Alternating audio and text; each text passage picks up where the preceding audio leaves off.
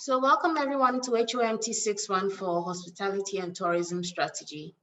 Today is our 7th session, and in today's session, we will be looking at external analysis.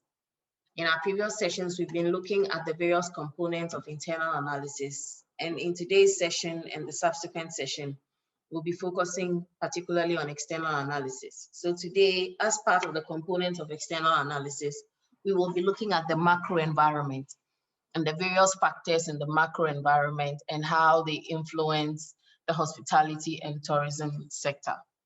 So as usual, there are certain learning outcomes we hope to achieve by the end of the session.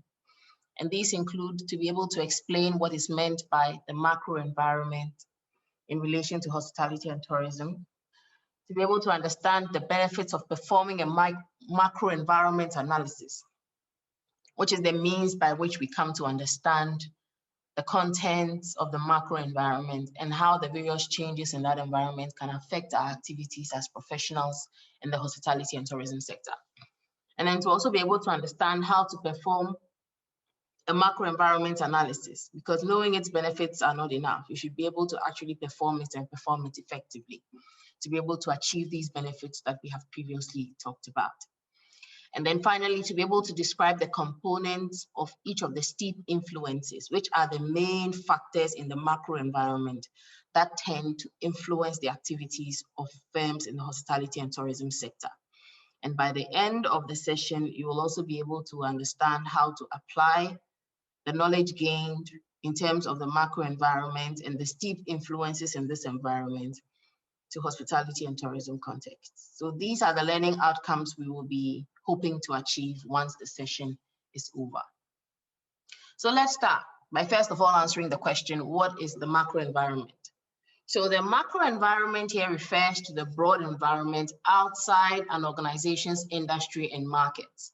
So when we're talking about the organization's industry and markets, we are referring to the micro environment, in which we have various actors, including suppliers, competitors, intermediaries, as well as the customers of the organization. However, the macro environment goes beyond this immediate environment, which is the micro environment. And because it goes beyond the micro environment, even though the firm can be influenced by the changes in this environment, all the changes that take place in this particular environment, being the macro environment, are beyond the control and influence of the organization. So even though the organization is affected by what goes on in this macro environment and is privy to all the changes that take place, they have no way of controlling the manner in which these changes occur or the effects that they have on them as an organization. All that the firm can do is to be able to plan regarding how to respond to the effects of these changes in the macro environment. So in the event that it's a positive change that is taking place and it presents some kind of opportunity to the organization, they can make plans to take advantage of this opportunity to advance their cause. However, if it is something that will pose a threat to the existence, survival, or success of the organization, they need to, again, put in place measures to be able to ensure that they forestall the effects of these threats on their activities as an organization.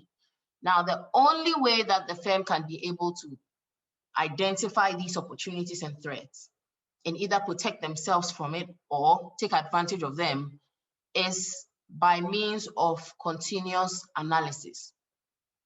And this analysis involves scanning this macro environment and being timely in terms of obtaining knowledge and information about the changes that take place in this particular context. And that is the only way that the firm can be able to effectively respond to these opportunities and threats that result out of the changes that take place in this macro environment.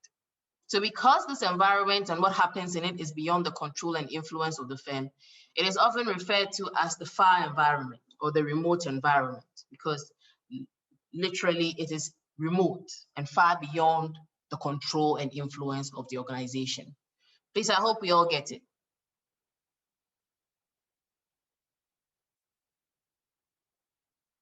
Hello? Hello, no, we're here. We're here. Go ahead, please. Okay, so you get it. I need to Yes, hear your please. feedback before I can proceed. Otherwise, it will be like I've been talking to myself the whole time. Please go ahead. We are on course. All right. But please, when I ask something, I expect to get a response. Yes, Joe. Thank you so much. All right.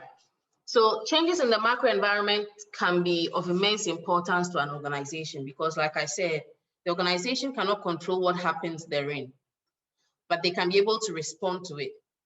And some of these changes can have very dire effects on an organization. For instance, changes in this environment can go as far as causing the birth or death of an entire industry, which could spell doom for the organizations that are within this industry, and by extension, the hospitality and tourism industry.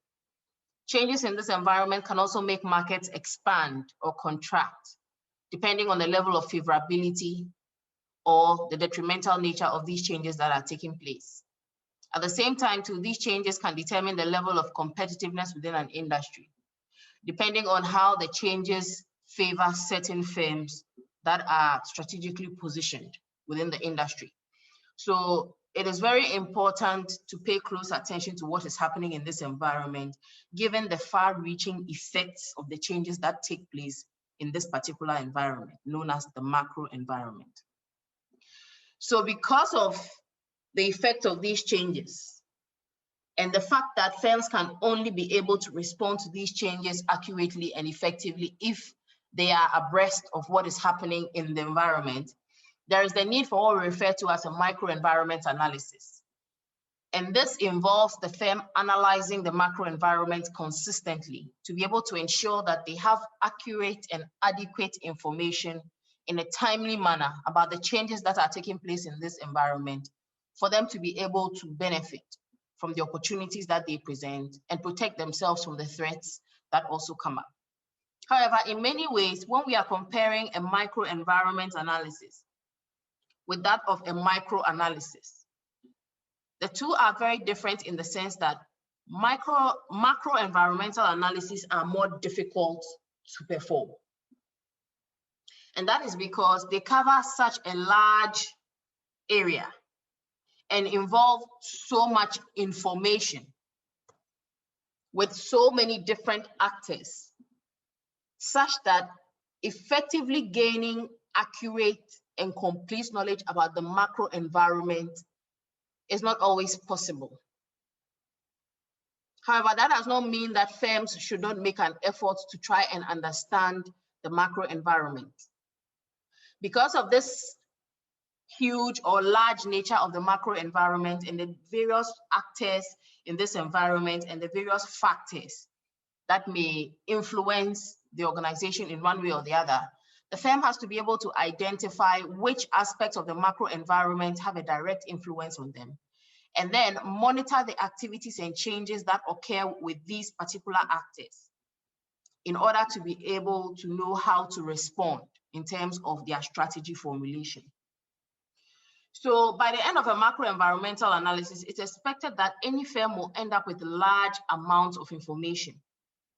So to be able to ensure that they do not end up with information that is irrelevant to their cause or their objectives, firms have to be able to combat certain challenges involved in dealing with these large amounts of data to be able to obtain what it is that they need, which will be beneficial to their business. And it includes assessing what exactly should be included. Like I mentioned, firms should be able to know which aspects of the macro environment and which factors or actors in this environment are going to affect their activities and include information regarding these factors and actors as part of their analysis towards their strategic plan development.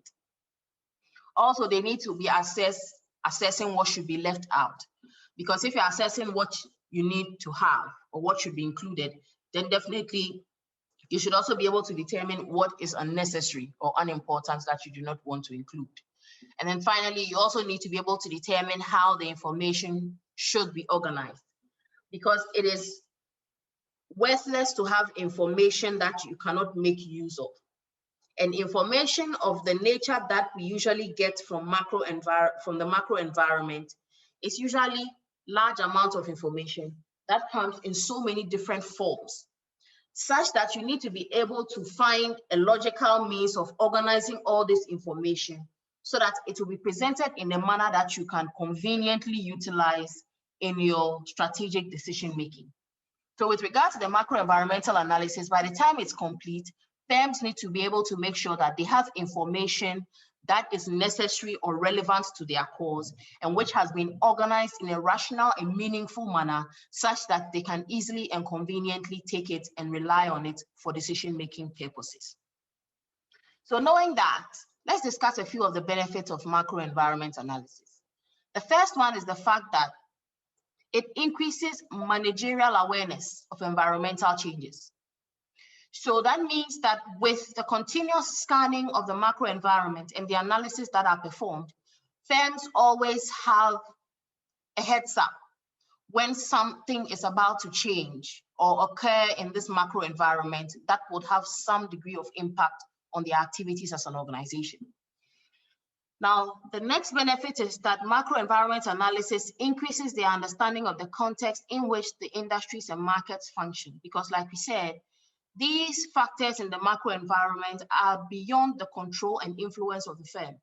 So the only way they can be able to respond accurately to the changes that are caused by these factors and actors in the macro environment is to be able to understand their nature and how they operate in order to be able to appreciate the changes that they preempt or the changes that they cause, and also understand how to be able to respond to these changes accordingly. Macro-environment analysis also increases the understanding of multinational settings because the macro environment also includes changes in other foreign markets and foreign industries and foreign locations, particularly for the hospitality and tourism sector, which expects a lot of tourists that come from myriad destinations.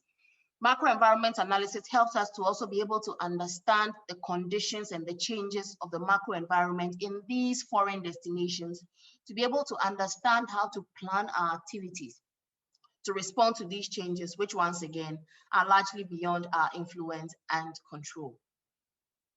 Macro-environment analysis also improves resource allocation decisions.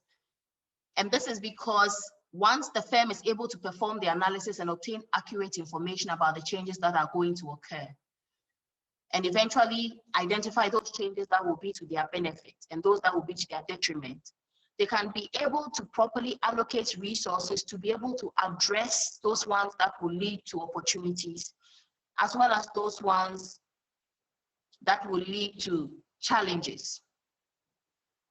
Kwame, my network is not very stable.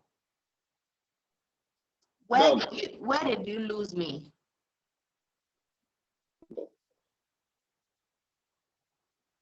Kwame, where did you lose me?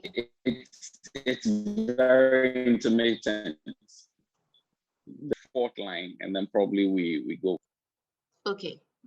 So in terms of the benefits of macro-environment analysis, the first benefit has to do with increasing managerial awareness of environmental changes. Because once there are changes taking place, there is no way that the manager is going to know about these changes unless they are looking out for these changes. And you can only respond to what you are aware of.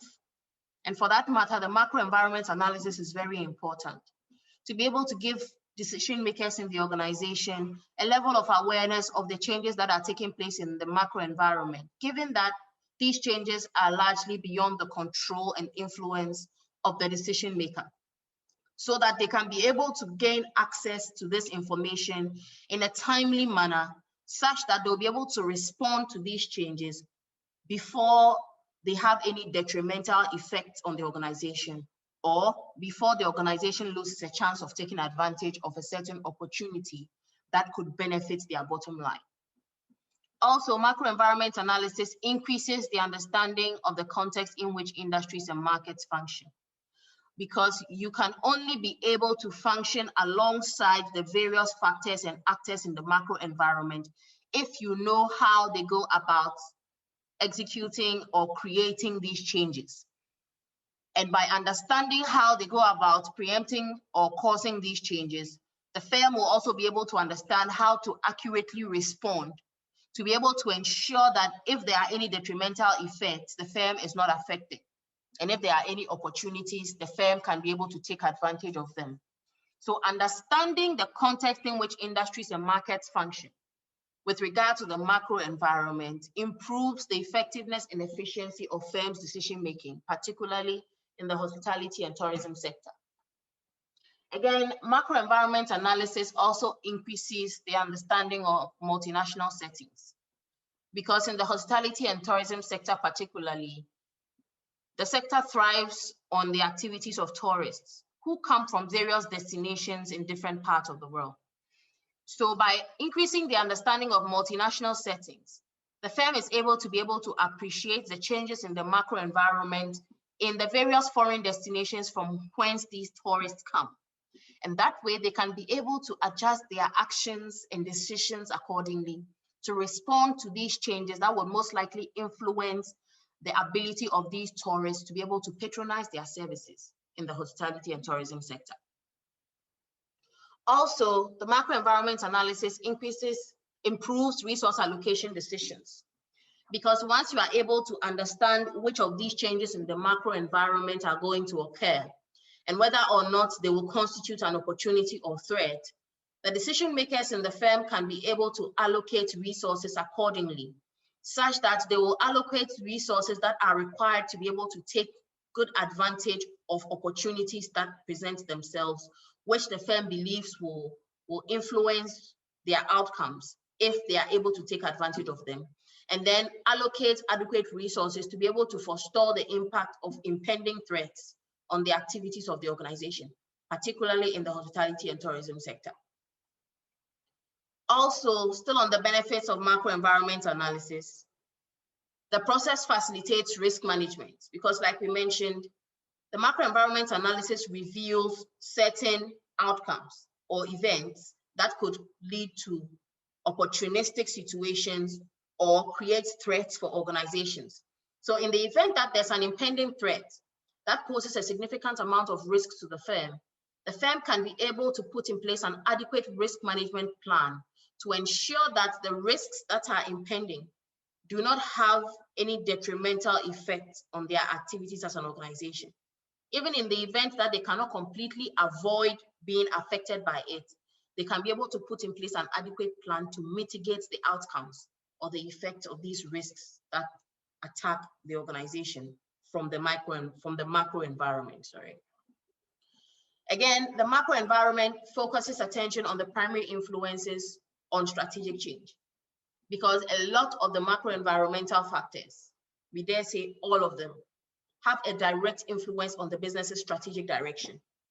In the event that a business has made a strategic plan, which forecasts a bit ahead, say 2 or 3 years in advance, one change in the macro environment could mean a complete overhaul of this strategic plan, leading to strategic redirection, particularly when it comes from one of the major and most powerful forces or factors in the macro environment, being the political, legal, and regulatory environment, which we will get into very soon.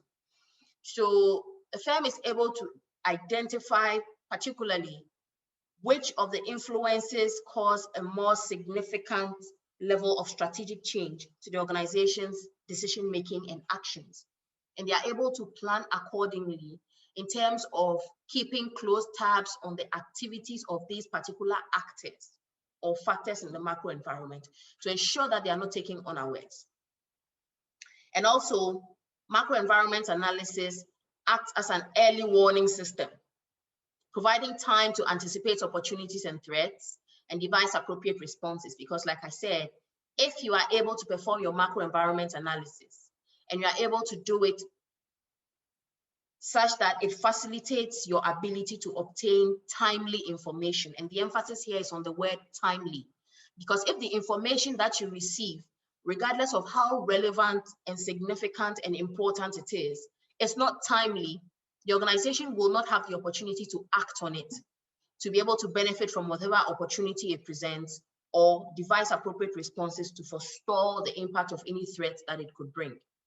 So being able to get information about the macro environment in a timely manner acts as an early warning system for firms who can be able to get foreknowledge of pending opportunities and plan to adequately take advantage of them, as well as get foreknowledge of pending threats, and then devise appropriate strategies to be able to respond to these threats, such that they can mitigate and at best eliminate the effect of these threats on their activities as an organization. Please, I hope we all got that. Yes, please. Yes, please. Okay, so now that we've understood the benefits of macroenvironment analysis, let's look at how to conduct a macroenvironmental analysis. Now, there are no simple rules governing macroenvironmental analysis. Anybody can come forward and say, okay, this is my approach to conducting a macroenvironmental analysis. However, when it comes to the conduct of the macroenvironment analysis, it should be guided particularly by what the organization deems relevant or important. Because if you are conducting a macroenvironment analysis and gathering information that is not of relevance to the organization in question, it is a wasted effort, which could lead to several missed opportunities. So when it comes to the conduct of this kind of analysis, firms need to be able to put in place a structure or strategy that ensures that they gain information that is relevant to their activities as an organization, and which they can obtain in a timely manner in order to act upon it. So in terms of the macroenvironment analysis, given that it is guided by the activities of the organization and what they deem relevant, Ginter and Duncan in 1990 emphasized the fact that ideally, even though it is tailored or specially designed to suit individual organizational situations, there are certain base activities or tasks that have to be performed in order for the macroenvironmental analysis to be what it is meant to be and yield the outcomes that it is supposed to yield. So they identified 4 main dimensions that any firm's macroenvironmental analysis should address, regardless of the implications in terms of relevance to the organization and their decision making, starting from the scanning process. So scanning the macroenvironment for warning signs and possible changes in the environment is a constant that should be part of any firm's macroenvironmental analysis. And this scanning should not be a one-time thing. It should be something that is done consistently. However, the organization can decide per their resources and their competencies, the time frames within which to conduct this scanning. Some firms decide to do it on a daily basis. Some firms do it on a weekly basis, others a monthly basis, others a quarterly basis.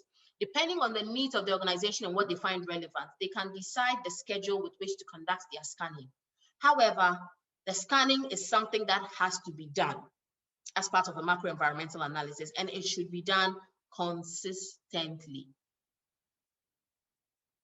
The next element that should be present in any form of macroenvironmental analysis is monitoring. Now, it is not enough to just scan the environment to be able to see what changes have occurred. You also need to monitor the environment for specific trends and patterns. That is why it is important to scan consistently, because when you are consistently scanning, you can be able to draw a pattern or trend out of your monitoring activity, perhaps at time 1 and time 2. Because if you are consistently scanning, you can be able to identify a certain state for a particular macroenvironmental factor or actor at a particular time, say T. And then in your consistent scanning, based on your monitoring, at another period, you will identify a change that has taken place in this particular actor. And because you have been consistently monitoring and taking note of what has been happening, you can be able to compare what you saw at the previous time T to what you are observing now, and be able to compare the degree of change that has occurred, the manner in which that change took place, and be able to decipher how it is going to affect you as an organization. So apart from consistent scanning, monitoring is also very important, because in gathering the information, you have to be able to also analyze the information and organize it in a manner that will help you to be able to clearly pick out specific trends and patterns as and when they occur. Additionally, you should also be able to do some forecasting, and you can only forecast once you have been able to collect adequate data over time through your scanning and been able to monitor to identify trends. Once you are able to see a certain trend or pattern that plays out consistently, you will be able to begin to forecast future outcomes based on the trends that you have observed in the past. Please, I hope that makes sense. Yes, please. Good. So with this forecasting, you can be able to determine the next line of action of some of these factors or actors in the macro environment and be able to contemplate how it is going to affect your activities as an organization, which will lead you to put in place measures of how you are going to respond should these changes occur. And then finally, you should also be able to assess the current and future trends in terms of the effect that such changes would have on your organization. Because when you look at the patterns that you have been observing through your scanning over the years or over the months, depending on your scanning schedule, you can be able to forecast to some extent what the next move of this particular factor or actor in the external environment will be. In this case, the macro environment. Now, to be able to determine how this could affect your actions and be able to help you plan accordingly, you need to be able to assess your current state and this future trend that you are predicting, and see how in your current state, you can be able to address the future trend, which could either have a positive or negative effect on your actions as an organization. So you need to be able to know where you are currently, what your competencies are, what your resource endowments are, to be able to determine if you are indeed poised to address these future trends that you have observed, whether positive or negative. And if not, then you will be able to put in place the necessary measures, to ensure that you are ready once these future trends that you have forecasted begin to happen. So generally, like we said in the beginning, these 4 dimensions must be captured in any firm's macro-environmental analysis, regardless of how they choose to structure it, or regardless of how they choose to go about it and what information they choose to gather, what information they choose to include, what information they choose to leave out. All is up to the firm. However, at the base, Doug, please, the can you please repeat what you said? Doug, please, can you repeat what you said? In terms of, because I've said a lot. So what do you want me to repeat? We lost you briefly. We didn't hear what you said, however, then we lost you. And so probably after the assessing current and future trends, the statement you made after that explanation should probably come back in. Yeah, what I was saying was that we mentioned in the beginning that every firm is free to determine how to go about conducting their macro-environmental analysis, and also free to decide what information to include, what information to leave out, and so on. However, at the base or at the foundation of whatever macro-environmental analysis plan they create or develop, they should be able to capture the 4 dimensions we have just talked about. So that plan that they develop at the end of the day must include an element of continuous environmental scanning, as well as monitoring to establish patterns, and then some degree of forecasting to try and predict the directions of these changes that they are observing using the patterns that they have identified, and then be able to assess their current state in relation to these future trends that they have forecasted, to be able to see what they need to do to be able to be prepared enough to address these future trends once they begin to occur. I mean, you get it now? Sure, I get you. I get you. Thank you. You're welcome, Kwame. All right. So now that we know how to conduct the macro-environmental analysis, let's quickly talk about the limitations of this form of analysis, right? We've already talked about the fact that because of the sheer size of the macro environment, the firm is often faced with the challenge of deciding which information to include and which to leave out, because the actors in the macro environment are so many and so varied that it is very difficult to be able to completely capture every aspect of the macro environment through macro environment analysis. So one key limitation of the macro environment and conducting an analysis in that context is that it can be extremely complex. Thereby, making it possible that the firm will often get conflicting and contradictory changes taking place, especially where you have multiple actors whose actions influence one another, or who have equal authority in terms of decision-making in certain contexts, such that the activities of one actor could contradict the activities of the other, and vice versa. So it could sometimes be very difficult if you are deciding to do a macro environment analysis and you want to cover an extensive area of the macro environment. It will be a bit of a challenge. For instance, a typical example could be with what we are facing with COVID currently. Several countries have domestically opened their borders to travelers to come in. However, other countries still have their borders closed and are not allowing travelers to leave or to come in. Now, assuming one of the other countries relies on this other country to be able to get travelers to fuel their tourist industry, the two conflicting changes in the macro environment has now become somewhat of a detrimental issue, or has become somewhat detrimental to the activities of firms in the country whose borders are open and ready to receive travelers from this other country whose borders are closed. Please, does that make sense?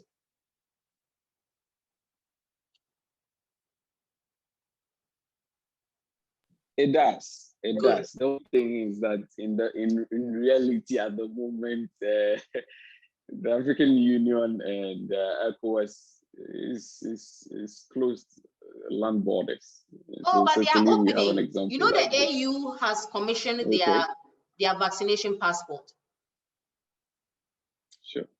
Yeah, so they are slowly opening up. But like you are saying, a lot of the African countries are still closed up, right? So AU is busy developing their vaccination passport, which is a mobile app, by the way.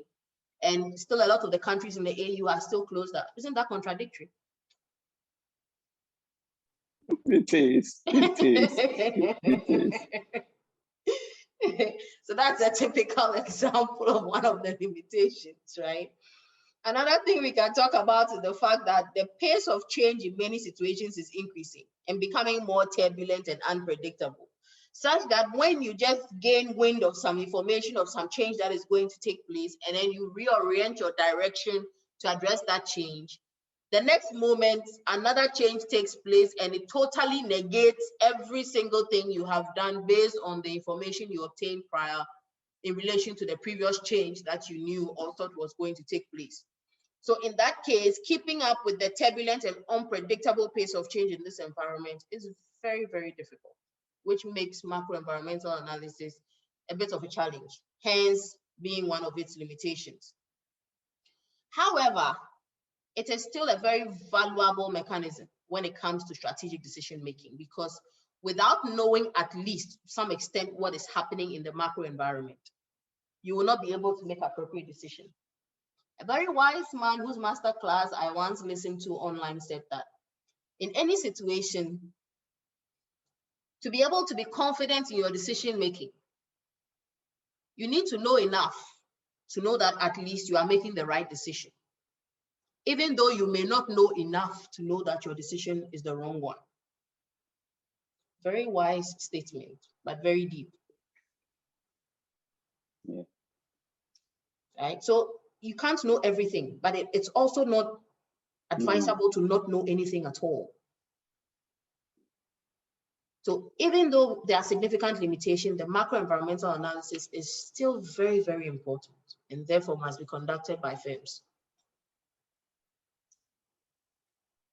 So now that we have understood the limitations and how, despite these limitations, the macro-environmental analysis still plays a key role in our strategic decision-making, let's go straight into looking at a direct breakdown of how to be able to address these limitations, because we've realized that even though the limitations are there, it shouldn't deter us from doing it because it is a necessary evil. So how can we be able to combat some of these limitations? The first thing is by being aware of the limitations and possible inaccuracies that could occur from your macro-environmental analysis. Because like we said, your information may not always be accurate. And even when it's accurate, it could change given the unpredictable and turbulent nature of the environment. So you need to be able to be aware that these limitations and inaccuracies are possible. Also, like I mentioned, when it comes to the scanning, you need to be able to carry out the analysis and or update it continuously. It's not enough to just analyze the macroenvironment at one time and then leave it there. Because as we have understood, the changes take place consistently and very fast and in an unpredictable manner.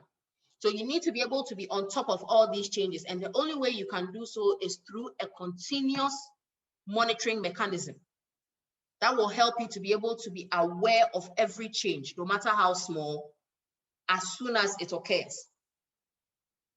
You also need to be able to constantly seek to improve your sources of information and analysis techniques, because you will bear with me that certain sources of information over time become outmoded and therefore do not give you the quality and accuracy you require when it comes to your data. So the information that you receive, to be able to guarantee that it is good enough to rely on for decision making, you need to ensure that your sources of this information and your analysis techniques are always being improved so that you do not lose the quality of the information that you are receiving, which to a large extent will determine the quality of the decisions that are made based on that information which is received.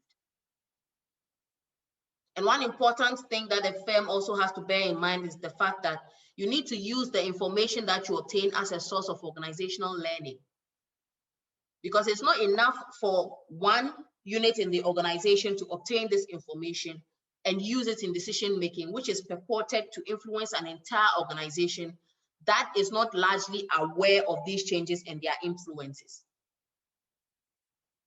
So as this information is obtained, it has to be presented in a form that can be appreciated and understood by all members of the organization, such that they can be able to learn from it in terms of how it will affect their activities based on what has been planned for them to perform or do in order to help the organization achieve its overall objectives. That way, the entire organization gets to learn from these various changes and how they affect the organization moving forward. And that way, when changes occur, they are all aware of these changes and understand what it means and how it will affect their role within the organization. And finally, you need to be able to use the information to inform future strategy. And this goes back to having to improve your sources of information constantly. Because if the sources of the information that you are receiving are not credible, are not reliable, then it means you are receiving information that is not of a credible and reliable nature. And if it is not so, then you cannot rely on this information to strategize or make decisions, much less into the future. So you have to be able to improve your sources of information analysis techniques such that the outcomes of information gotten from each of these are reliable and credible, so that if you rely on it for any form of strategic decision making into the future, you can be able to be confident in the fact that the decisions that you are making are going to yield the desired outcomes. Yes, I hope that makes sense.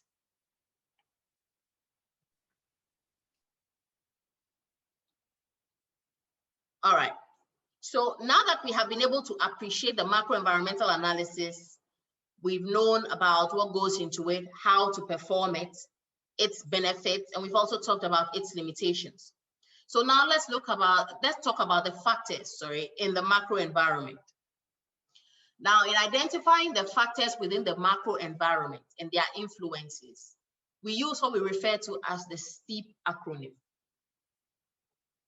Now, this acronym is used in the form of what we refer to as the Steep analysis to help us analyze the various actors in the environment and their influences on the firm's activities. So these Steep actors or influences are all within the macro environment. And the Steep analysis helps the firm to be able to analyze the influences of the changes that take place within these factors identified in the STEEP acronym in order to be able to strategize to respond accurately to the changes that they bring about. So when we talk about the STEEP acronym, it refers to certain categories of factors that are interrelated within the macro environment. And they constitute the forces that initiate and cause the changes in the macro environment that end up influencing the organization. And they come in five broad categories, which have been identified through the 5 letters we have in the acronym. Starting from the S, which refers to social influences. And then the T, which refers to technological influences. Then the 2 E's, which refer to economic influences and environmental influences. And finally, the P, which refers to political influences, all together making up the acronym STEEP. And these are the acronym, and these are the forces, per the acronym, that act within the macro environment, which influence the firm's activities. Therefore, if you are performing a macro environmental analysis using the 4 dimensions that have been presented, including scanning, monitoring, forecasting, and assessing, you will essentially be scanning these 5 categories or these 5 factors for any changes that are taking place and monitoring to see if there are certain patterns regarding these changes, as well as forecasting in terms of the possible changes that could occur in these environments and assessing how they will affect your actions as an organization and preparing to deal with these changes and their effects accordingly. Now, that being said, this STEEP acronym does not just apply to the hospitality and tourism sector. It is a generic strategic management model that can be utilized in various sectors. So you realize that some of the factors identified in the STEEP acronym are generic, such that they will apply to several other sectors in different industries, as well as general sectors in the hospitality and tourism industry. Whereas you will notice that some of the other elements in the acronym are targeted at specific sectors in the hospitality and tourism sector and will not necessarily apply in other sectors of the hospitality and tourism industry. So in breaking down each of the influences, we need to bear in mind that not every sector within the hospitality and tourism industry will be affected by each of these factors in the macro environment.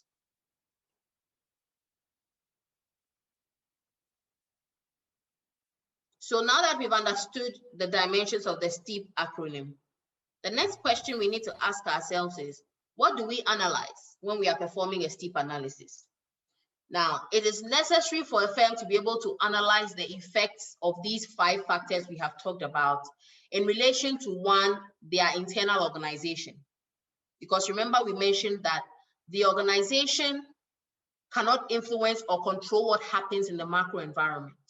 However, they can be able to allocate resources and mobilize their competencies and capabilities to respond to these changes in the macro environment, be it an opportunity or a threat, to ensure that they put in place the right strategy that would give them the best outcomes in responding to these changes.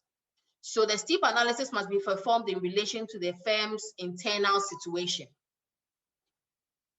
including elements like their core competencies, their resources, their value systems, as well as the different functional areas within the organization, and the role that each of them will play in helping to address the effects of these changes in the macro environment.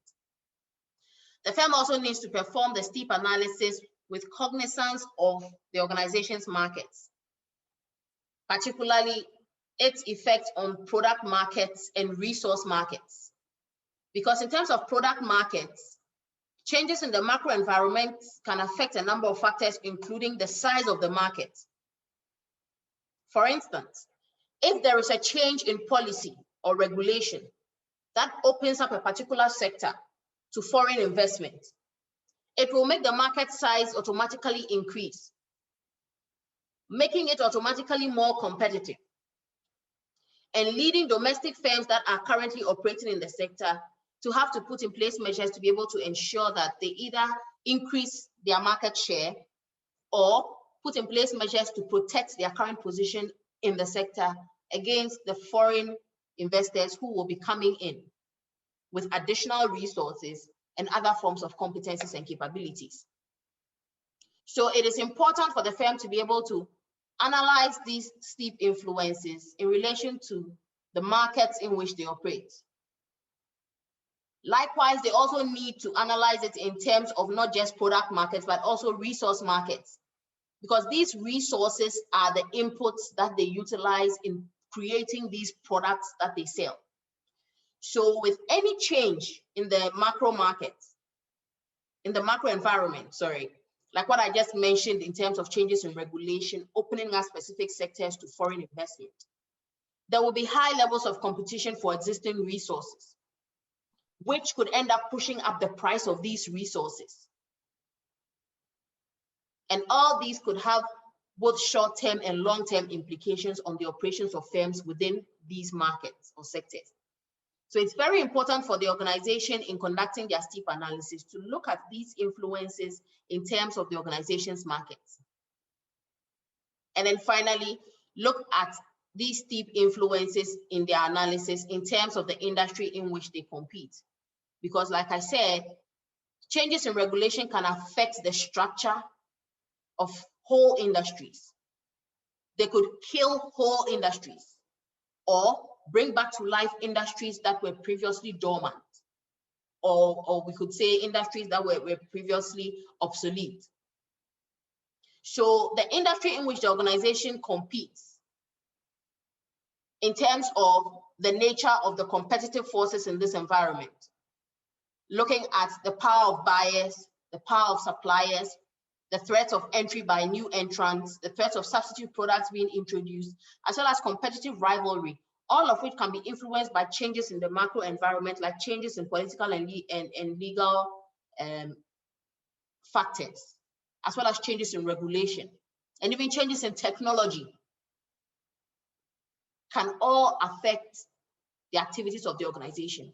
Hence, in performing a steep analysis under the macro environmental analysis we discussed, the firm must do it in relation to these three levels, starting from the internal organization to the organization's markets and the industry in which the organization competes, to be able to effectively determine the influence of each of these elements or factors in the macro environment on their activities, and do so in an efficient and effective manner. So now that we have understood what to analyze when it comes to the steep analysis, we are going to proceed to discuss each of the individual elements of the STEEP acronym, starting from the S and moving all the way down to the P. Okay, Mercedes, please go ahead. Before we proceed, please ask your question. Okay, Doc, please, with the slide that we just dealt with, so these are the only three that we can use. I don't understand. Only three that you can use? As in the internal analysis, as in the three things that we just discussed now. Yes. As in, are they the only, should I say ways? I don't want to use ways, but. There are no ways, but there are aspects. Okay. Good. So there are aspects of the firm's ecosystem. You know, firms exist in ecosystems, right? Yeah. Good. Now the firm's ecosystem starts from within, where they have the internal ecosystem that is made up of employees with various competencies and skills and all that, right? Yeah. Good. Then they go to the external ecosystem where they have the micro and macro environmental levels. So at the micro level, we are dealing with the suppliers, intermediaries, competitors, among others. That's another ecosystem, which constitutes the market, isn't it? Then we go. Yes, please. Good.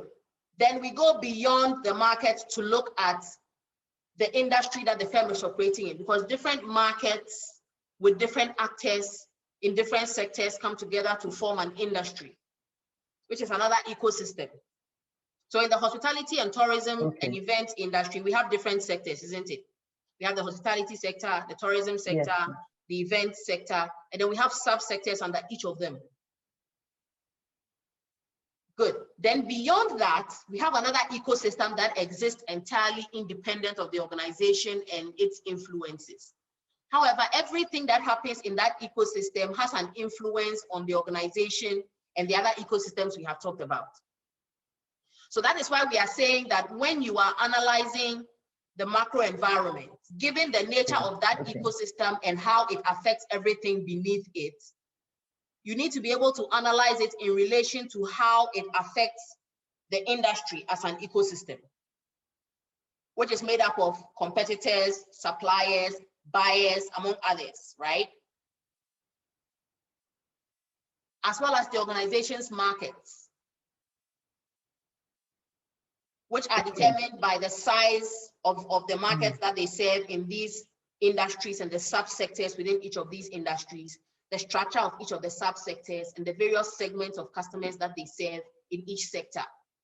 And then at the same time, the internal organization, which largely determines how the firm is poised to respond to whatever changes are taking place in the macro environment and how it is affecting the industry and the markets that the firm is operating in. Mercedes, you get me? Yes, please, Doc, I get it. So it's like a particular order. It's a particular order. Yes, it is. Let me so see. You have to do the internal test, then you do the organization's market before you come industry in which the organization competes. Good. So if we have a circle with different levels, if we are using an onion model, internal organization will be in the middle, isn't it? Okay, yes. And then the next level will be what? The organization's market. Good. Then the next level will be what? The industry in which the organization competes. Good. Then the next level will be what?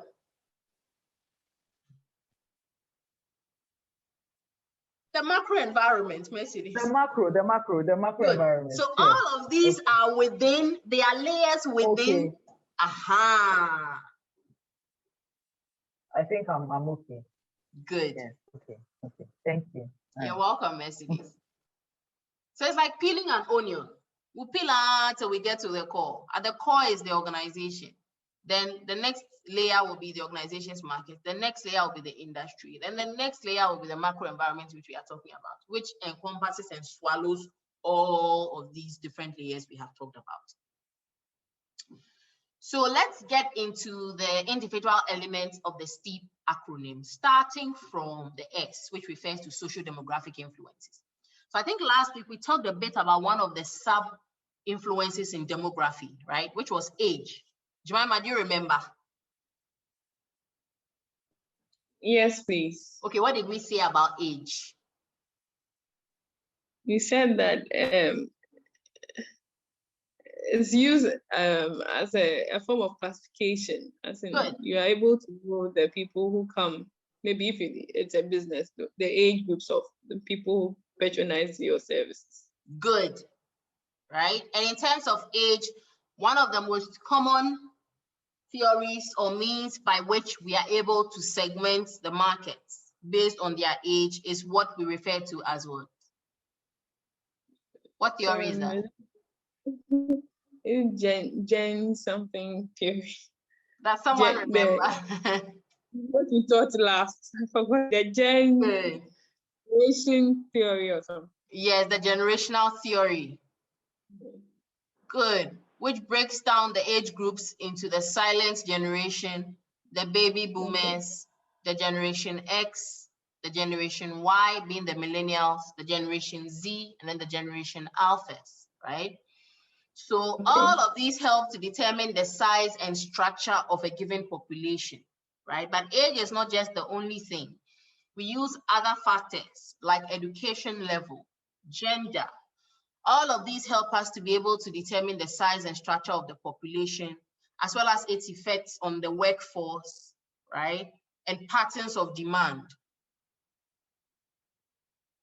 Still under social demographic influences, we can also talk about the social culture, which leads us to be able to appreciate how the values, attitudes, and beliefs of people influence their consumption of products and services in the hospitality and tourism sector, such that depending on a person's beliefs and their values, they will prefer certain aspects of the hospitality and tourism experience to the other,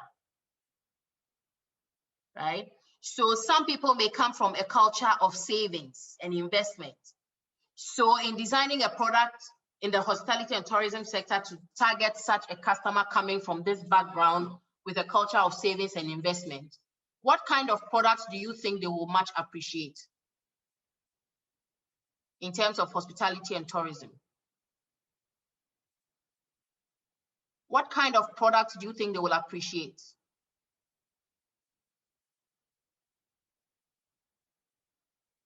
Hello?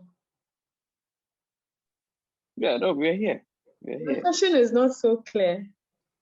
Yeah. I mentioned that sociocultural factors like values, attitudes, and beliefs influence how customers behave when it comes to their consumption of certain products and services. And I said in terms of the hospitality and tourism sector, these values and attitudes and beliefs also influence customers' preferences for certain products or services in the hospitality and tourism sector. Such that, for instance, if a person is coming from a culture that has to do with savings and investment, they would usually go in for a certain kind of product or service, particularly when it comes to hospitality and tourism. And I'm asking, what kind of products do you think will appeal to such a customer who is coming from a culture that is based on values that include savings and investment? So Kwame, what product will you offer a customer that likes to save and invest?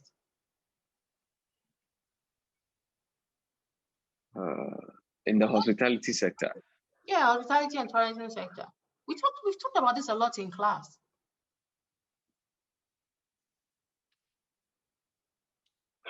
It seems you guys are a bit tired, eh? We are not. Anyone just like who appreciates, a lot is happening. So. Let me give you a clue. Anyone who appreciates savings will definitely appreciate discounts, isn't it? Is it accommodation service a product? No, I'm talking about hospitality and tourism in general. And I'm asking, anyone who appreciates savings will appreciate a discount, isn't it? Yes, please. Good. Yes. So if you offer the person a room at a discounted rate, wouldn't it appeal to them more? Sure. That's one kind of product. If you offer the person a package deal, that includes accommodation, visits to attractions, transportation to and from the hotel, and then airline transport, all of this in a package deal at a reduced price, wouldn't it appeal to such a customer? Yes, it will. Good. So here we are using the customer's sociocultural background to design a package that we know will attract them.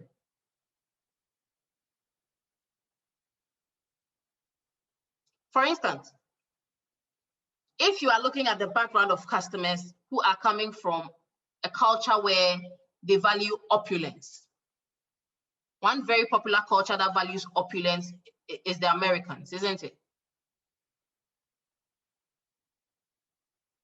They like opulence and big things, yeah, and frivolity. Yeah. Good. Yeah. So whatever you are selling to them has to show some level of opulence and frivolity for them to be able to buy in.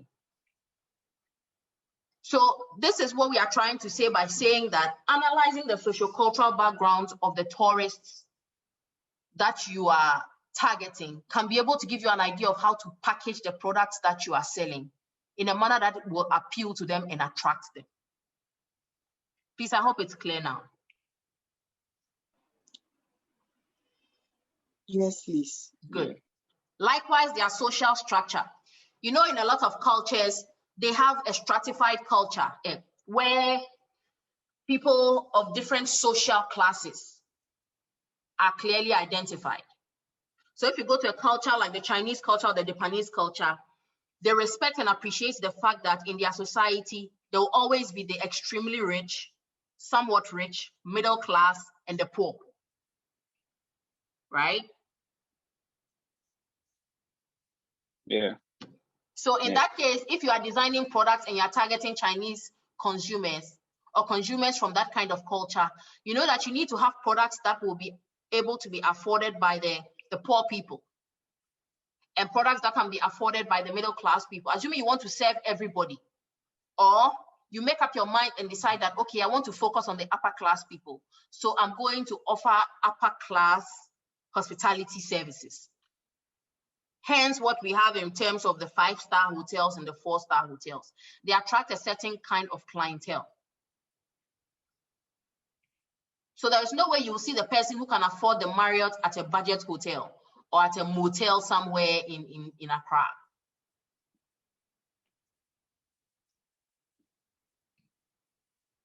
So these are the ways in which social demographic factors influence the nature of decision-making in hospitality and tourism. Because you need to be able to be cognizant of these social demographic factors to determine exactly which group of customers in terms of their social demographic characteristics that you want to target with whatever offering it is that you have, right? So let's look at a typical example of social demographic influences. And this one is in the airline sector. I think this will make things a bit clearer. So it says a number of demographic factors point towards a greater use of air travel. And these factors include, one, an increasing proportion of the population being relatively healthy and prosperous. Because definitely if you are healthy, you can be able to fly. And if you are prosperous, you can afford to buy airline tickets to fly, isn't it? It is. Yes. And then increasing numbers of retired people, meaning more people have more time on their hands to go on trips. And retired people usually like to go on vacations and trips to different destinations. Sometimes they decide to visit places all over the world. A decline in the average family size could also mean that more air travel, because that means that the family size is not so big that they cannot afford to take everybody along on the trip by air. Also, there's greater international mobility of labor in terms of the fact that a lot of people are leaving their home countries to work in other countries for a living, including the mass exodus of people from Ghana to Canada under their scheme to attract skilled labor to the country. Sometime in the past, there was a mass exodus of health workers from Ghana to the United Kingdom. All of these are examples of international mobility of labor, which can lead to greater use of air travel. Then we can also talk about large numbers of double income families. Now we have families where the father and the mother are both working and earning a good salary. So they can put their savings or their income together and be able to afford to go on a trip together, or if they have children, with their children.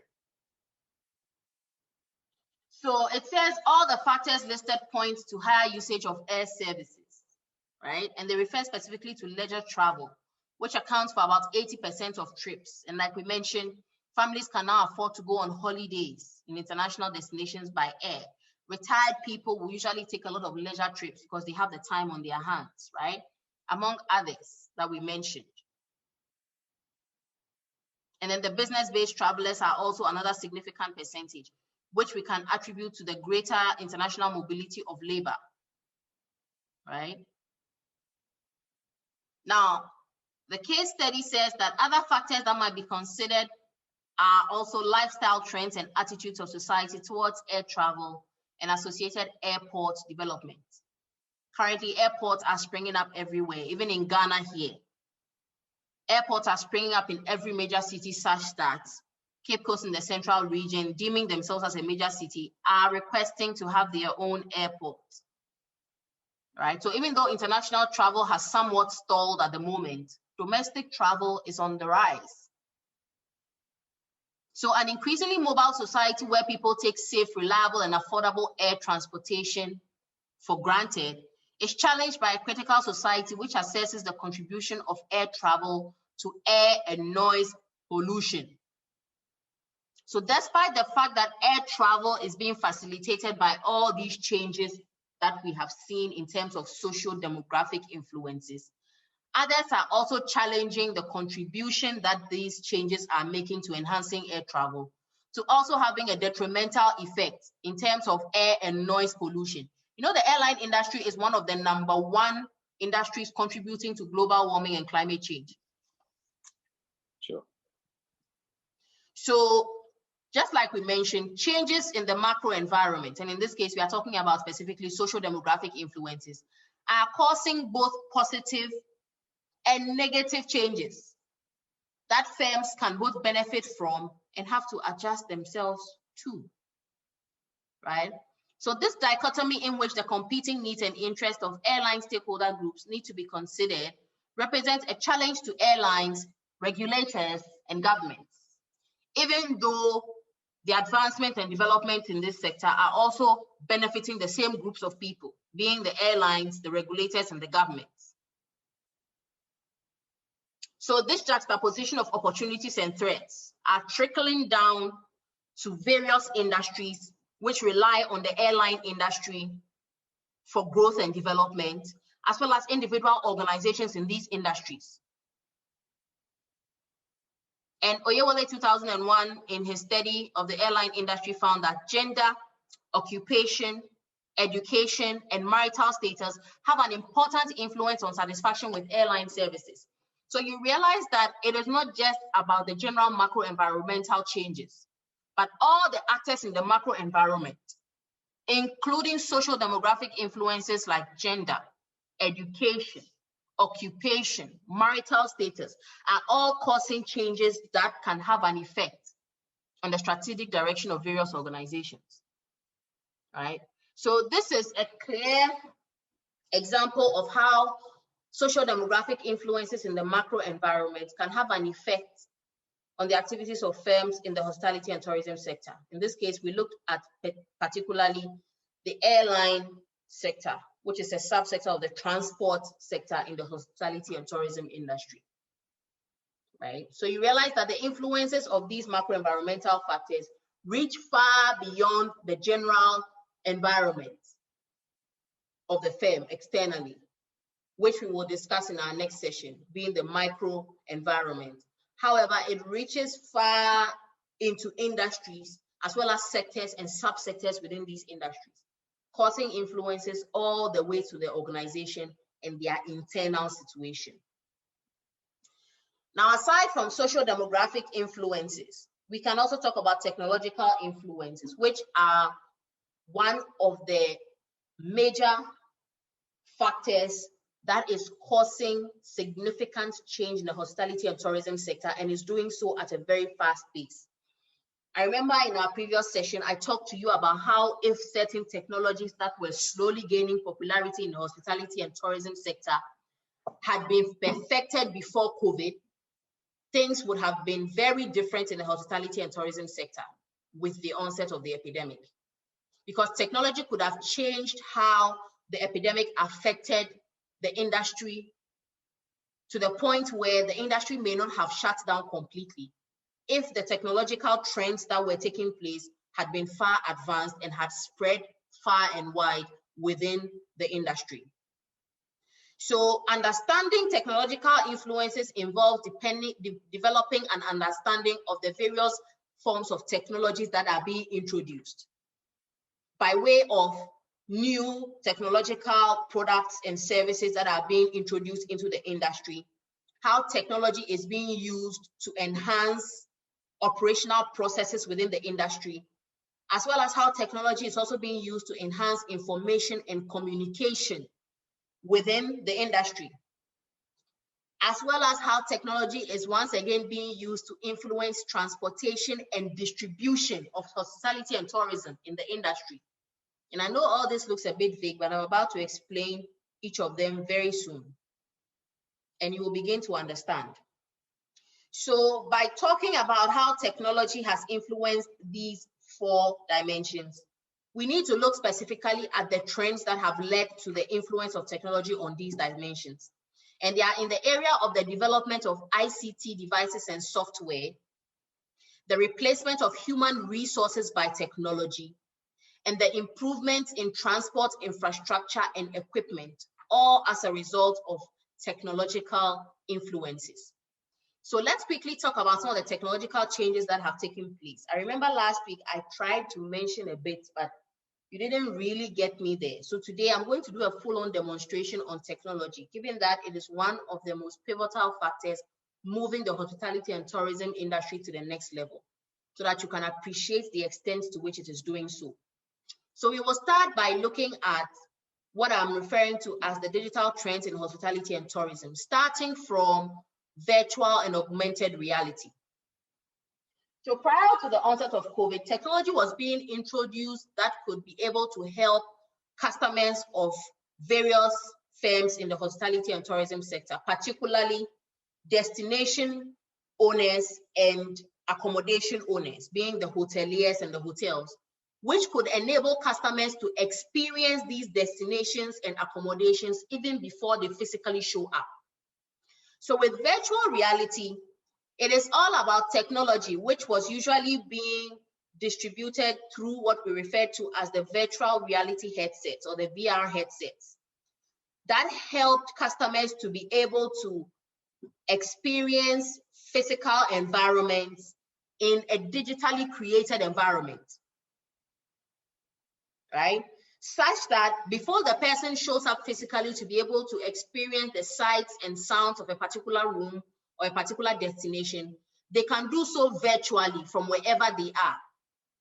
Now, this goes a long way to help the customer to be able to get first-hand experience and information about what they are booking, be it a holiday or a hotel room or a flight, right? And by doing so, it enhances the decision that the customer has to make, because they would have experienced to some extent what the whole room is going to look like, or what the destination looks like, and what they are likely to experience once they get there. So that way the decision making becomes very easy, because they have seen firsthand what it is going to look like. So if it appeals to them in virtual reality, imagine how much more it will appeal to them when they see it actually or physically in nature. Does that make sense? Yes, please. So because of that, a lot of organizations have taken steps to employ technology to be able to virtually present customers with experiences of their destinations or accommodations, depending on what they are selling. Airlines have also made it possible through various forms of technology and information communication technology platforms to allow customers to experience what it would be like to be on a flight in their airline before the customer even goes ahead to decide whether or not they prefer that particular airline or hotel or destination for their holiday or their trip. So a typical example of this is the London virtual tour. Please, does anyone know about the London virtual tour?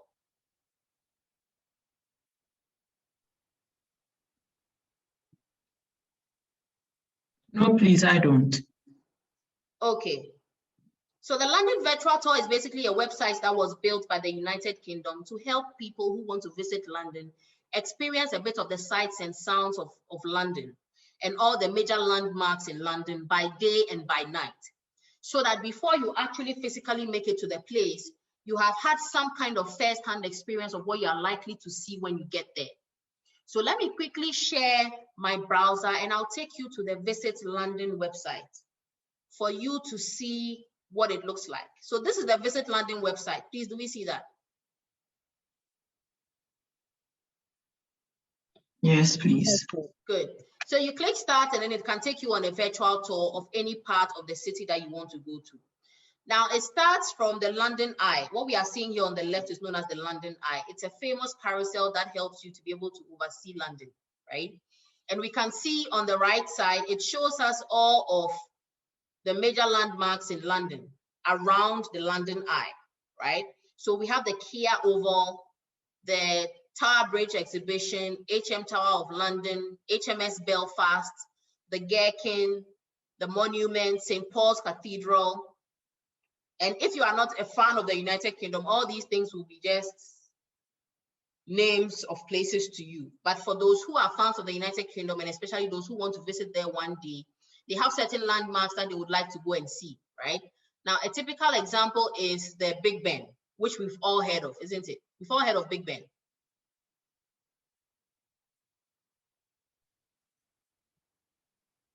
We've all heard of Big Ben, right? Hello? No, please. You haven't heard of Big Ben? Not, I haven't. No. Big Ben is that huge clock in the center of London that strikes every hour. Oh, okay. Wow. Okay, so let's I think I've seen it on T-shirts, but not. Okay, so let's visit Big Ben right now. So I'm clicking Big Ben 360 to take us to Big Ben. So this is Big Ben. It's a huge clock. Right? We can zoom into it. So this is Big Ben. That's the clock up there.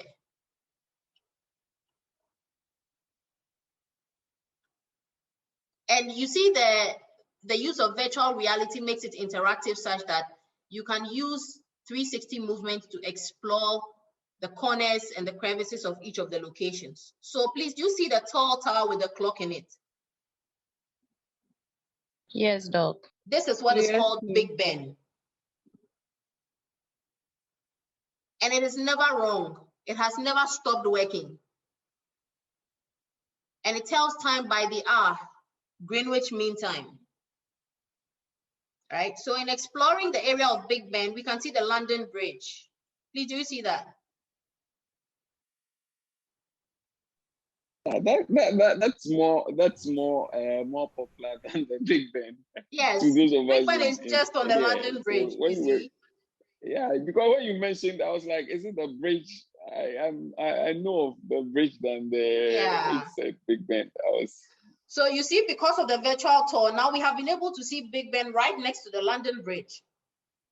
So if you do get the chance to travel in person to the UK, you know what you're looking out for, isn't it? Yeah. You walk on the London Bridge. Exactly, hoping to see Big Ben when you raise your head. Yeah, and let's add that the bridge normally, how do we say it? It's more like knockdown. The bridge is able to, how do I it can be lifted. Exactly. And it can come back down. Exactly. Yes. Yeah. Right, but they didn't put that feature into this video though. Okay. Right? But you can see the expanse of the bridge. You can do a 360 and look around like you're standing there taking pictures. Right? So this is Big Ben. And you could go back and then visit all the other locations. And there are so many other popular locations. The Westminster Abbey, Royal Albert Hall, Harrods, which a lot of people love because of the shopping. Those who go to London to shop, they like Harrods a lot.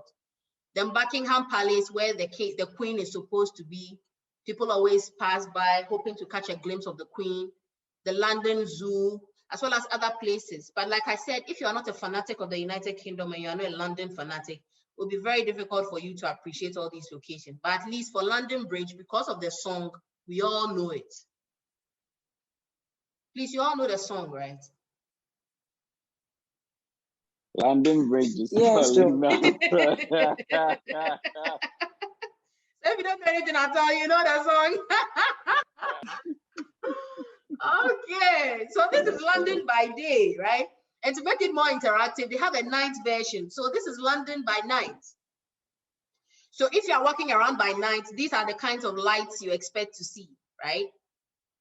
So this is how London looks at night. If you're walking on the London Bridge, this is how Big Ben will be lit up, and this is how all the buildings around will be lit up. So this is a typical example of using the whole information technology to enhance the visitor experience by giving them forehand experiences regarding the different destinations that they will be visiting once they come to the country in person, right? So when you get the chance, you can visit the site and then familiarize yourself, because it seems a lot of you don't know much about London. So this is your chance to familiarize yourself with the city. So please check it out and then let me know. And then apart from London, another country that I know is also far advanced with their virtual tour is the Dubai experience. They have a website that is still under construction, but they are doing a lot in terms of using augmented reality to be able to present different destinations in Dubai, right? And then Doug, let me just pass this funny comment. Interestingly, you see, the country is United Arab Emirates. The city, one of the major cities, Abu Dhabi.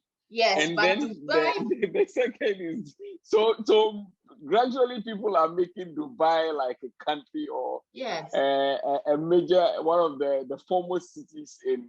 I It's think they were interesting, doing but it on purpose.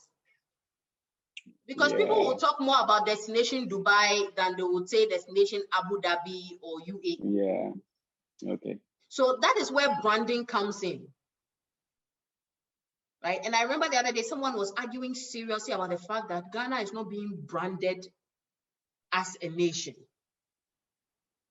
Yeah, it's true, because we've made so much noise about branding, especially. Yes. I don't know whether we remember we had a Brand Ghana office. Good. And it never materialized. Good.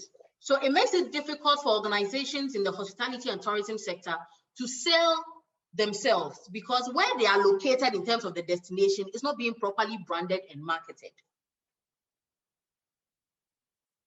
Right. So if the country would do something about branding itself, firms in the hospitality and tourism sector will not have to struggle so much to sell their services to foreigners, to attract them to come, right? But that's just by the way. But I was very happy when I found out recently that an African country too has gone a step ahead in terms of using technology to sell their country, right? And that is Seychelles. Sure. On April 12th, Seychelles launched their website. Mm. And I love the website so much because they are not trying to overdo it, but they have put in place all the necessary features to ensure that you get a fair feel of what Seychelles is about and how it can be able to give you a good experience if you choose it as a holiday destination. So from the design of the website, you can see that they've provided everything, including all the bells and whistles. You can be able to search the website up here in the website search tab. You can get a map of Seychelles. You can contact them, and you can even change the language from English to German or French or Italian. Isn't that brilliant? Because they realize that they are targeting visitors or tourists from these destinations, isn't it? So these people should be able to experience the website in the comfort of their native language, right? And then they have tabs to help you discover Seychelles in terms of knowing about the island by reading about their geography, the climate, the history, society, culture, flora and fauna, among others. You can also plan your visits to Seychelles right on the website. They'll tell you the best time to visit, how to design your itinerary, the essentials you need if you are traveling to Seychelles. And they have an interactive gallery where you can be able to experience Seychelles through videos, images, and then they also have the 360 virtual tour. Do you see that? I dare say that this website is even better designed than the UK people's own. No. Probably because it looks very simple. I mean, yes, it's all three-dimensional. But and they're also giving more information. No, they have the three-dimensional one, the 360-degree gallery. Oh, really? Yeah, this is it, 360 virtual tour. I'm opening it. Okay. So they have it in a separate place. Do you see that? So they have 360 photos and 360 videos. Okay. The UK only has photos, you see. Yeah. This one is Africa to the world. And they also have a smartphone app, you see down here, that you can install. Okay. I'm so happy about this website. I'm like, for once, Africa has done probably something. you should look at that of Rwanda. They equally have something. Yeah, like I was told. Not too much like I was told to check that one too out. I know that in terms of marketing and doing business, Rwanda is also one of the leading African countries at the moment.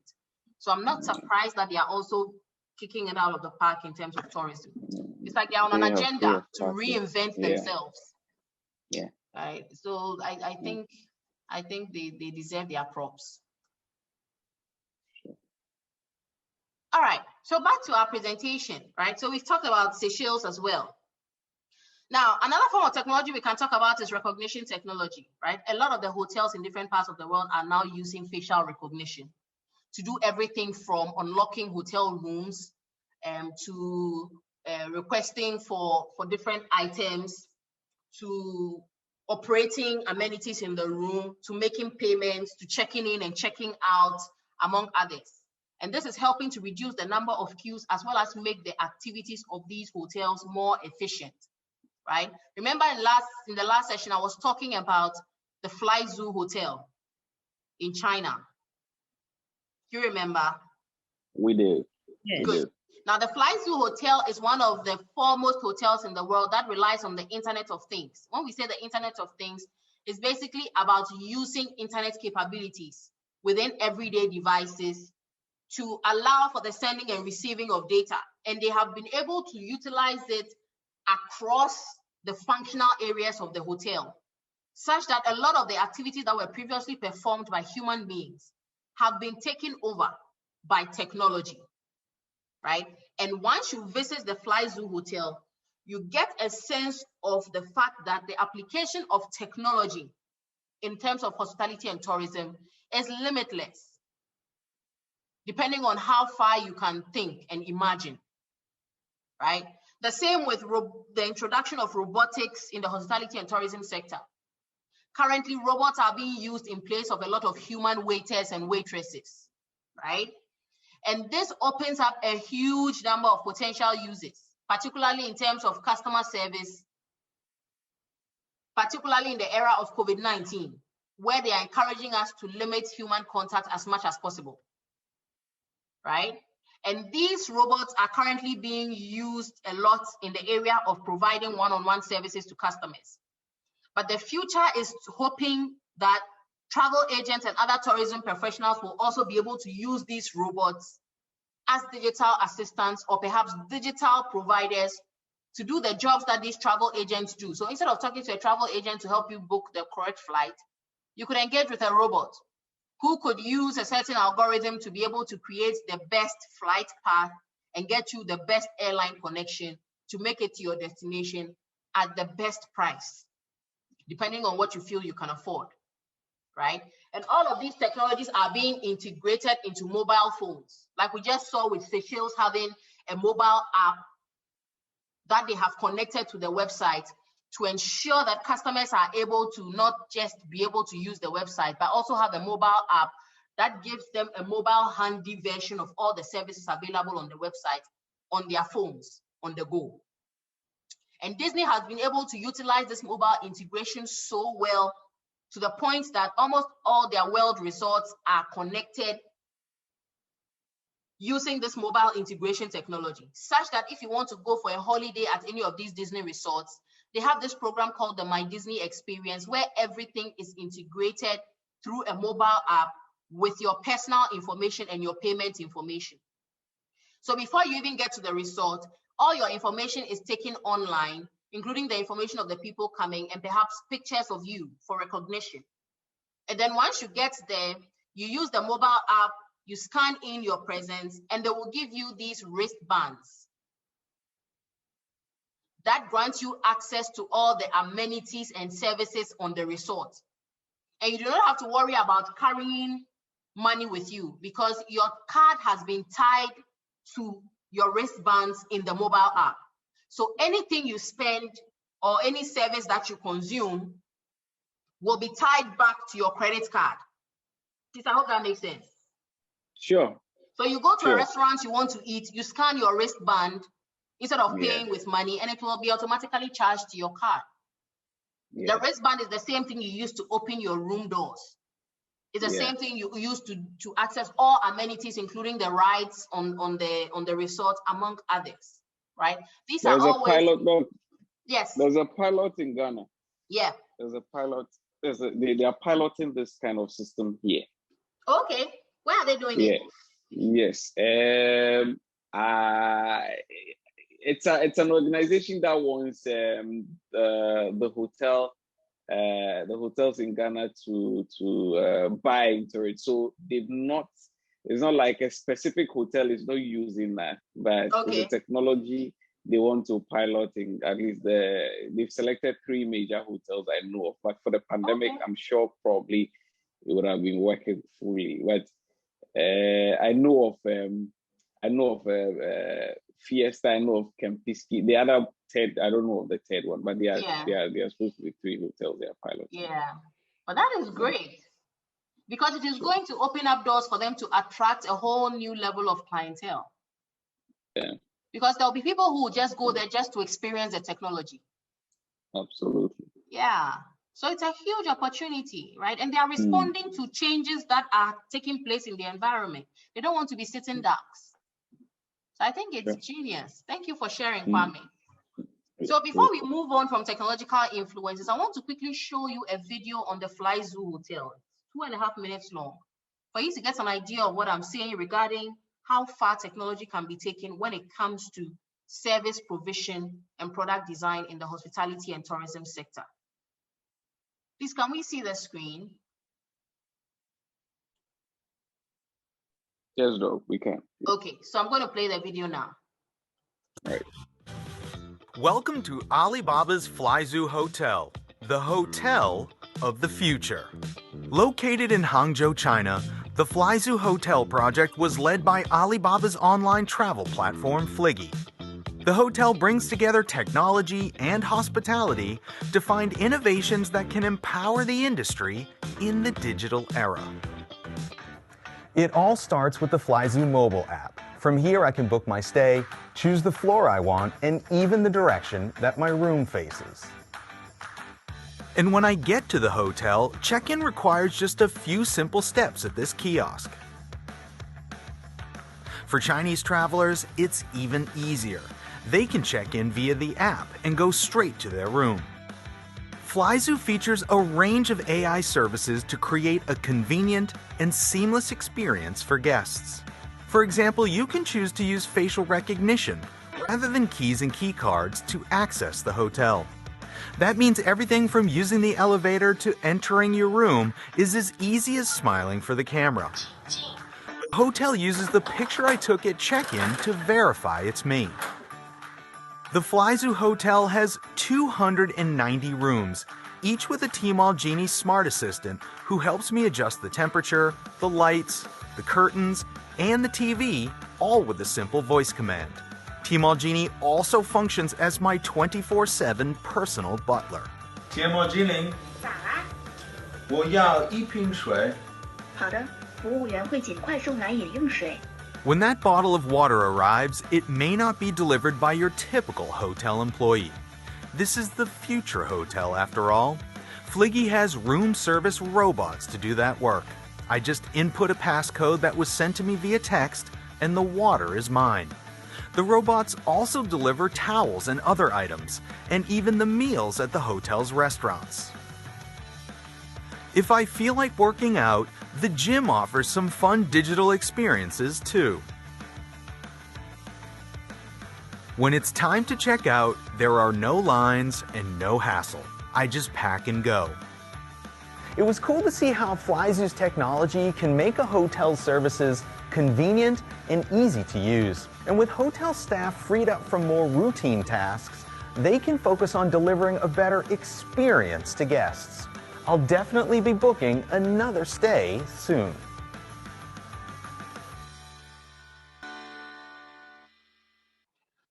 All right. So I think we all saw that. Yes, Doc. Yeah. Yes, very beautiful. Very, right? So if this technology had been perfected before COVID, we wouldn't be going through this. Doc, I heard something. Yeah. What is AI services? AI is artificial intelligence. So Okay. artificial intelligence is a technology that learns and mimics human behavior using patterns. Okay, So great. artificial intelligence is what they are using to scan the shape of your face and then use it to recognize you wherever you go in the hotel. And it's the same thing that is able to talk back to him when he makes his commands and ask questions. It's like the way we have the home devices like Alexa. Alexa is artificial intelligence. Siri on the iPhone is artificial intelligence.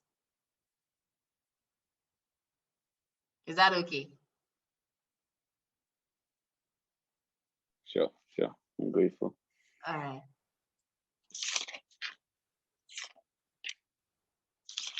Okay. So that is it for technology, right? The next influence we can talk about is economic influences. And these influences play a huge role in determining particularly the purchasing power of the customers from the various destinations that you're expecting them from, right? And this is largely because governments intervene to varying extents in the operation of all countries' economies. So many of the decisions that are made by governments in terms of political decisions, legal and regulatory decisions, all influence what happens in the economy, right? So regulation of a national economy is usually brought about by two key policy instruments. We have fiscal policy and monetary policy, right? So fiscal policy here is the regulation of the national economy through the management of government's revenues and expenditures. Whereas monetary policy is the regulation of the national economy by varying the supply and price of money. And remember some years back, I think, was it in 2018, government introduced the monetary policy, which involved limiting the supply of the dollar in Ghana to be able to control the city losing value. Do you remember that monetary policy? Yeah. It caused so much problems for the hotels, who by then were comfortable pricing all their services in dollars. Sure. Good, right? So these policies to a large extent determine things like money supply, being the volume of money in its various forms in the economy available to various consumers, right? So these decisions that are made determine the state of a particular economy, which will in turn influence various activities of firms in that particular economy, as well as how the changes in other economies in other parts of the world influence their activities, particularly in the hospitality and tourism sector. So in the Ghanaian hospitality and tourism sector, if government introduces a fiscal or monetary policy that increases the price of money, meaning that it will become more expensive for banks to borrow people money.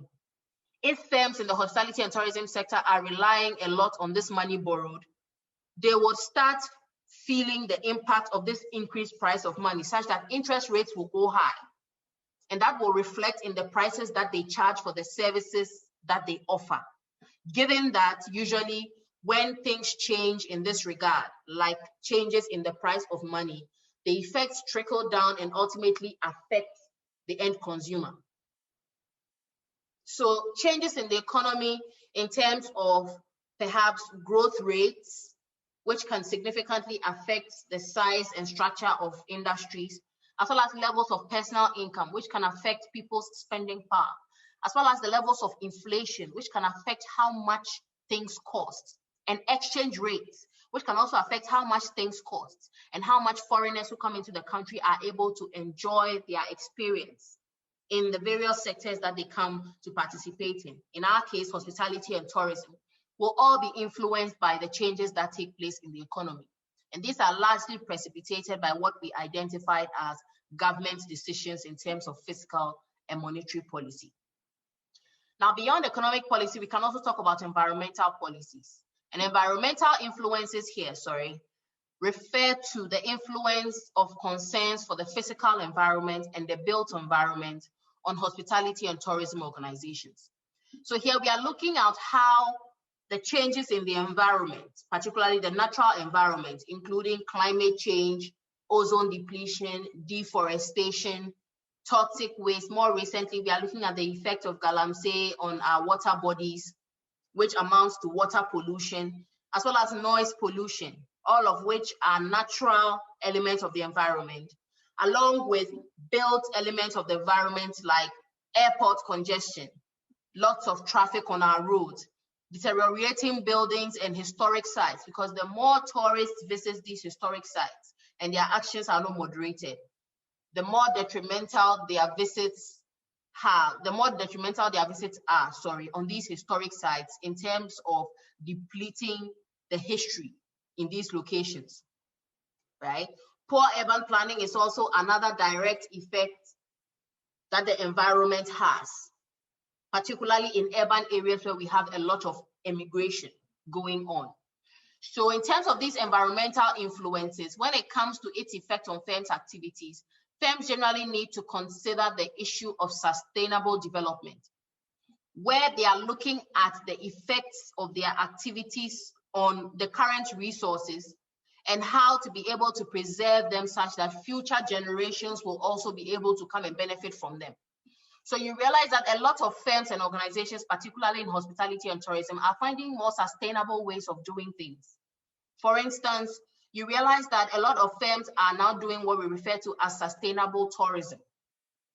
They are introducing a lot of sustainable elements into their operations.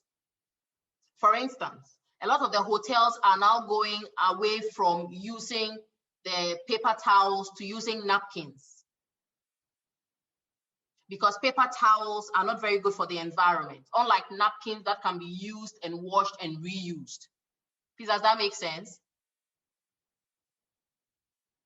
Yes, please. It does. It does. If we will cite example, you know, when you visit the Chinese restaurant in Ghana, yes, you see a lot of napkins. They don't use paper towels. I always ask, yes, why? And I was told that, I mean, these reasons you stated is one of the exactly. Doug. Yes, Ruth. That's new to me. Oh. Really? You've not heard of sustainable tourism before? Oh no, I have. I'm talking about the paper towel thing. Oh yeah. It's actually a thing. A lot of them are even switching from the use. That's why a lot of them are incorporating a lot of technology into their activities. Yeah. Okay. And it's actually a thing. It's a whole area of research, sustainable tourism. Okay. Okay. You realize that people who even manage these historic sites are taking the necessary steps to be able to ensure that even as tourism in the destinations are booming, they take steps to inform people about how they can responsibly use the services at these historic sites when they go there. So you visit some of these historic sites and you see, they'll tell you, they have signboards that say no littering, don't swim in the water. I don't know, have you visited any of those places and seen any of those signboards before? Don't feed the animals. Have you seen any of those signboards at any location before? Okay, sure, perhaps you, sure. Yeah. These are all ways of ensuring sustainability. And you realize that they also take the necessary steps to do what we refer to as the restoration of a lot of these historic monuments and buildings. So you notice that every time you go to the Cape Coast Castle or the Elmina's Castle, there has been a fresh coat of white paint, isn't it? They are not allowing the cannonballs and the cannons to just rust away. You realize that you visit and you see that they have taken time to restore them by painting them with fresh black paint and all that. Those are all steps towards sustainability, right? To be able to ensure that they maintain it so that future generations can also come and enjoy it, right? And that is for environmental influences. So again, in the airline sector, in terms of environmental influences, remember in the previous example, we talked about how they have been criticized for the degree of noise and air pollution, right? As well as the changes in the environment caused by the developing of airports and ground transportation infrastructure. So it says that public tolerance of aircraft noise has been diminishing in spite of the reduction in noise levels due to the development of less noisy aircraft types.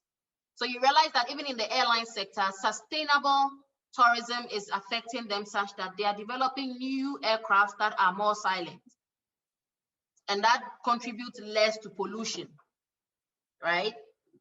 So the problems associated with aircraft noise have led to even more stringent and sophisticated noise abatement measures being introduced at major airports. Some of these gases emitted by aircraft in flight, primarily carbon dioxide and water vapor, are greenhouse gases which contribute to global warming and climate change. However, it is thought that aviation's contribution to global human-made carbon dioxide emissions amount to only around 2% of the total. So the environmental impacts caused by the airline sector and initiatives to deal with these impacts is well documented in academic literature. So you see some of the literature provided talking about how the airline sector is taking the necessary steps to contribute towards the sustainable nature of the environment, which they were previously accused of having a negative effect on. And they also go on to say that the infrastructure of creating airports and ground transportation to support airlines has often proved controversial, right? With a lot of interesting groups trying to stop the building of some of these airports in certain locations. right? And they cite an example that thus the agreement to proceed with a 5th terminal for London's Heathrow Airport was secured only after 10 years of public consultation because there was a lot of opposition on the effects of this construction on the environment, right? While Manchester Airport proceeded with building a 2nd runway in the face of strong lobbying by environmental pressure groups.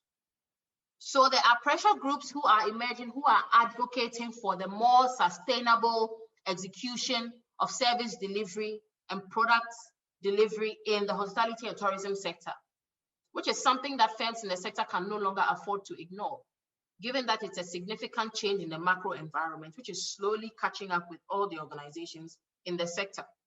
So you need to incorporate some degree of sustainability into your planning as an organization in the hospitality and tourism sector, right? And beyond all this, we realize that a common thread that cuts through is the political, governmental, legal, and regulatory influences. In the just past slide, we discussed the environmental influences of the airline sector, where we saw semblances of political and governmental influence in the form of the lobbying by pressure groups. And they'll usually lobby political and governmental institutions who are responsible for approving some of these projects, which are purported to have a detrimental effect on the society. And we also talked about how the government also once again influences the economic aspects of the macro environment and the changes that take place therein. Governments also to a large extent influence to some degree technological influences, such that depending on how supportive the government is of laying down technological infrastructure and improving the application of technology in various sectors in their countries, firms in these sectors can be able to utilize these technologies to a large extent in their operations, as against a government that is not necessarily supportive of putting in place such infrastructure. So when it comes to political, governmental, legal, and regulatory influences, we can talk about the fact that government is able to have this level of influence or impact on firm activities because they have direct control over legislation and regulation, which determines how businesses can operate. They also have direct control over economic policy, which we explained in terms of fiscal and monetary policies, which can also to a large extent affect business operations in the various sectors. Likewise, they also decide government-owned businesses and how they are run, such that recently we saw government unilaterally taking over Airtel Tigo and actively getting themselves involved in the dealings in the telecommunications sector, such that they sought to overthrow the market leader in that particular sector, thinking that they had too much influence. Likewise, in other countries, government-owned businesses play a key role in influencing the structure of various sectors and industries, where you realize that governments actually own several of the businesses in certain specific sectors. For instance, when it comes to our utility sector, previously it was completely government-owned until some of our utilities were sold to private operators, isn't it? So they have sold ECG, right? Ghana Water has also been sold. Okay. They privatized it. No, please. They sold it. They not sold it. Please, let's say it like it is. Let's say it as they sold it. No, yes, they haven't sold it. Remember, so what did they do? Don't mind dog. Dog only wants to. I think it's more publicized. Don't mind dog. You should get it. No, don't mind me. I'm just. Oh. No. I get what you mean, but it's not sold. Yeah. On a more serious note, government influence cannot be underestimated because they can wake up and make one policy decision that can change the lives of several people in various industries and sectors overnight. Look at this shakeup in the banking sector. People have still not recovered from it, to the point that several people have even lost their lives based on one policy.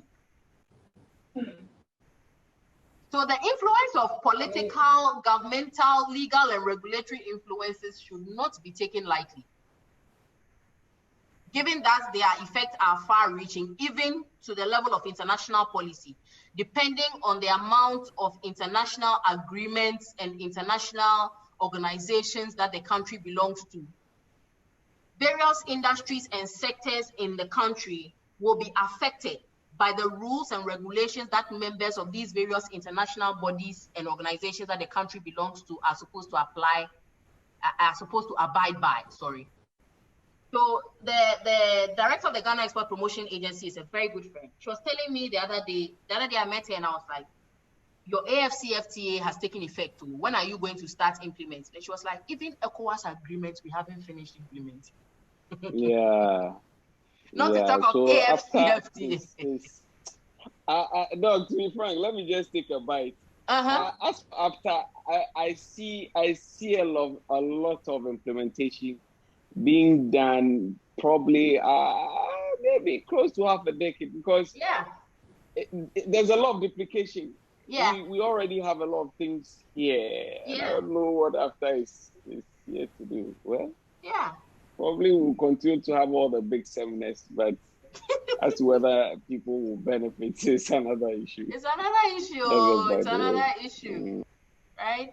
But this is a direct reflection of the level of influence that political and governmental, as well as legal and regulatory forces have on our actions. And like we established from the beginning, these are beyond our control or influence. So we either look for the opportunities within and take advantage of them, or protect ourselves from the threats that they create, which can be detrimental to us and our operations, right? So generally in today's session, the whole take home is that the steep factors are very much active and they are at play. And we do not have any form of control over how they affect our activities. So the best we can do is to put in place measures to keep track of them and then respond to the changes that occur as a result of their actions, right? In the form of the decisions that they make, which ultimately end up affecting us as organizations in the form of an opportunity or a threat, which we can either take advantage of or protect ourselves against. And on that note, we've come to the end of our session for today.